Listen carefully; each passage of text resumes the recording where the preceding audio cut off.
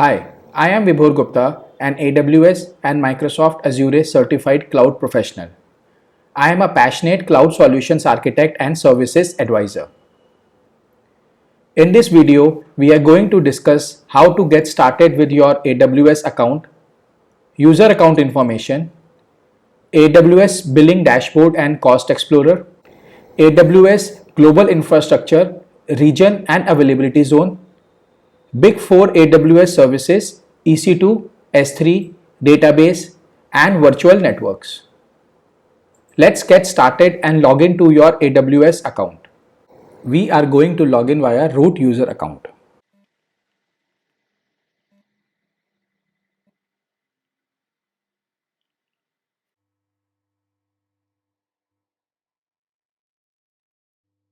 Click on your name and then click on My Account.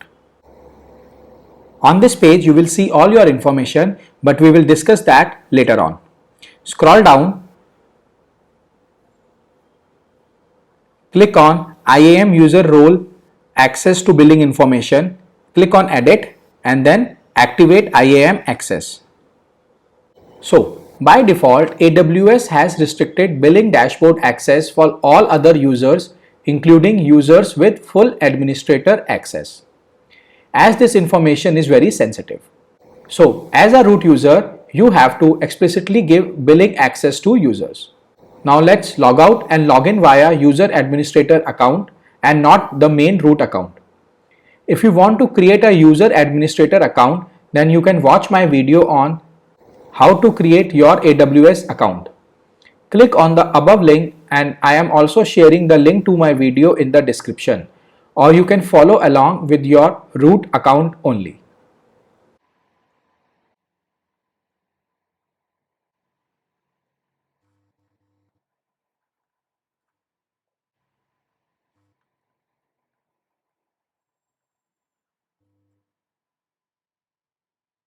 When you log into your AWS console, then your home screen will look something like this. On the top of your home screen, you will see recently visited iServices followed by all services. So the service that we want to select can be chosen from here. We can see all services from three places. Number one, from all services tab on our home page. Then on the services drop down on our menu bar. And then we can also directly search for any service that we want to use. Now let's discuss about the account information. Click on your account name, My Account, and then you will see all your details over here. If we want, we can edit our contact information from here. Scrolling down, we have alternate contacts information for billing, operations and security. So if you have different people handling different aspects, then you can enter their contact information. Or if you are the one responsible for everything, then you can enter your details over here. Click on edit and then enter your details. So you can see the regions that we have. Scrolling down, we can close our account from here if needed. Now let's move on to the billing dashboard. Click on your account and then the My Billing dashboard. I have just created this account, so we do not see any cost over here. I will log into another account that I use for a couple of months. On the billing dashboard, you will see this monthly charges, last month bill, and the forecast for the current month. AWS offers pay-as-you-go model. You will only be charged based on your consumption and usage. AWS also allows you to reserve instances for 1 year or 3-year period and offers huge discount. Talk to your development team and discuss about reserving an instance. Let's go ahead now. On the right hand side over here, you can see the services that you are billed for. For this month, I am billed $0.45 for EC2 instance, 4 cents for RDS. We can further scroll down to see the free tier usage. So this is what we have used in the free tier. If we will click on view all, we can see additional details. So for Amazon Simple Storage Service, the current usage is 182, whereas the forecasted usage for this month is 332 requests. You can use this information along with predicted load of your application to forecast your future expenses. Before proceeding further, if you like the content of this video, please like the video and press the subscribe button to subscribe to my channel and enable all notifications, as it will notify you whenever I am creating new and useful content on cloud, and also motivate me to create it often. Now let's go to the bill section. Click on bills and then select the month for which you want to see. Let's select April 2021. On the top, you can see the total amount that you have spent, and suppose we want to see that for which service, how much money we have spent, so we can scroll down and see our bill for each service. Let's say I want to see that why I have spent $0.48 for virtual private cloud. So I can click on expand button. It will first show me the region, and then it will show me which all services I have used. Even though it shows $0 for Elastic Compute Cloud, but I can still expand it and see the free tier usage that I have used. So in the last month, I have used Amazon Elastic Compute Cloud or EC2 for almost 4.5 hours and EBS volume of this much GB. We have already set our billing preferences and billing alerts. If you want to learn how to set them, then click on the above link, or I am also sharing the link to my video in the description. Another useful service that we have is Cost Explorer. Click on Launch Cost Explorer. Click on Explore Costs. We can see multiple options over here. The first is we can select the grouping monthly, daily or hourly. I will select monthly, and then we can select the type of chart that we want to see, whether we want to see a bar chart or a line chart. If we will select by group like services, region or instance type. So I will select services over here, and then I can see total monthly charges and the charges per service. For example, in April, I spent most on VPC, whereas in the month of May, I spent most on EC2 instance. We can use this visual tool to compare our spend and identify the reason and then optimize our resources. If we will scroll down, we can download a CSV file, the detailed report of our cost.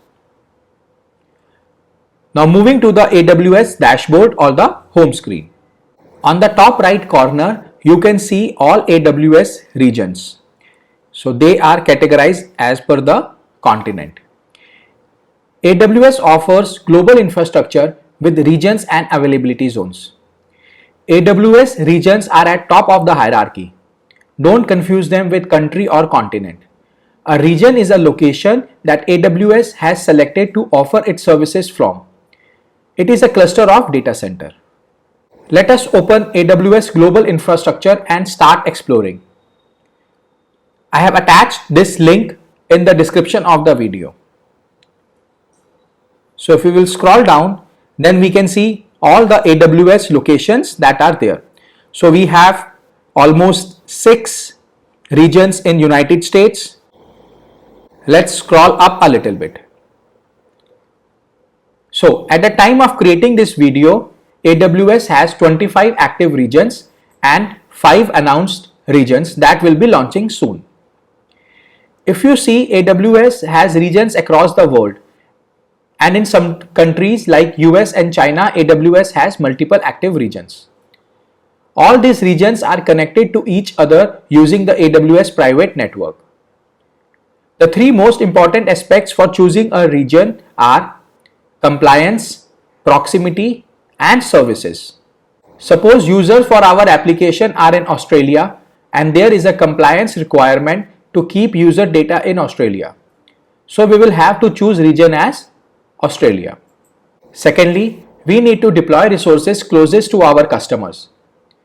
We do not want users from Germany to communicate every time with AWS resources in US region, as it will increase the latency. This is just an example.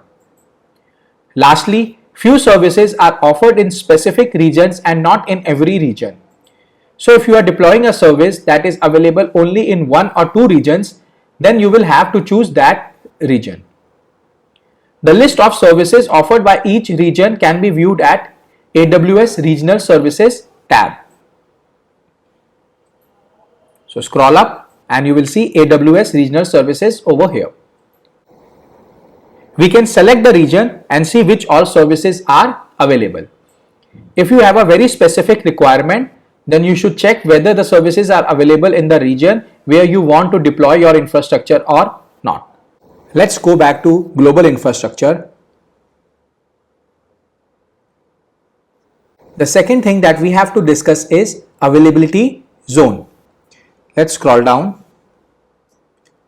So if we will click on any region, then we can see how many availability zones are present in that region. Let's say in Milan we have 3 availability zone. Let's go to Australia. We have 3 availability zone and this region is coming soon. This is another region that we have in coming soon mode. So in total we have 5 regions that are coming soon. Generally we have 3 availability zones in a region. At the time of creating this video, AWS has 80 availability zones. AZs in a region are physically separated by a meaningful distance to stay isolated from disaster. Although all are within 100 km of each other to have ultra low latency. Each availability zone has one or more discrete data centers with separate power supply and networking. Please take a moment to subscribe to my channel if not already done so. Let's move on to local zone and wavelength zones. These are just added by AWS to offer ultra low latency. Let's scroll up and click on local zones. AWS local zones places AWS compute, storage, database and other select services close to large population, industry and IT centers. Let's click on locations. So right now AWS has 4 locations for local zones: Boston, Houston, LA and Miami. And few other locations are there in the pipeline. Let's move on to AWS wavelength. Go back to global infrastructure and then wavelength zones. So AWS wavelength extends the AWS cloud to a global network of 5G edge locations or telecom service providers to enable developers to innovate and build a whole new class of applications that require ultra low latency. If we will scroll down a little, we will be able to see that they mainly have locations with Verizon US and couple of other operators, 2 in Tokyo, Japan and 1 in Korea. Let's move back to AWS console and discuss some of the useful service that we have. So the first category is compute. We have EC2 or Elastic Compute Cloud or the virtual machine. Click on it. This is how the dashboard looks like. We can see all the instances over here. Then we can see what all security groups are there, if we have any load balancers or the volumes that are attached to our instances or that are not in use right now. So all the details can be seen over here. EC2 is a web service that provides secure, resizable compute capacity in the cloud. Amazon EC2 offers a variety of platforms such as Windows, Linux with choice of processor, storage, networking, operating system and purchase model. Let's go back to AWS, all services, and the next thing that we have is storage. In storage, we are going to discuss about S3 or simple storage service.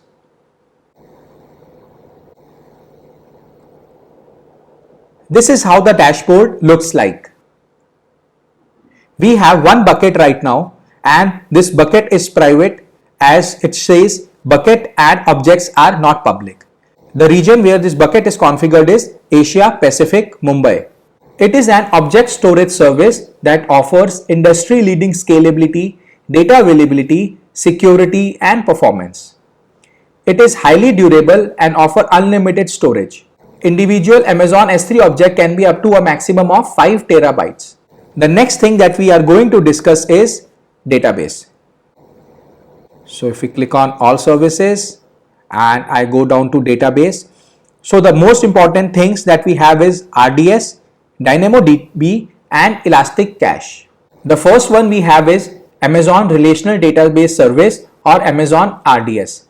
It is a web service that makes it easier to set up, operate and scale a relational database in the cloud. The second one is Amazon DynamoDB. It is a fully managed NoSQL database service that provides fast and predictable performance with seamless scalability. And the last one is Amazon Elastic Cache. It is the in-memory cache environment in the AWS cloud. The fourth most important thing that we have is a virtual private cloud or a VPC, commonly known as a virtual network. It enables you to provision a logically isolated section of the AWS cloud where you can launch AWS resources in a virtual network that you have defined. These are the main services in AWS. AWS comprises over 200 products and services including computing, storage, networking, database, analytics, machine learning, mobile developer tools and many more.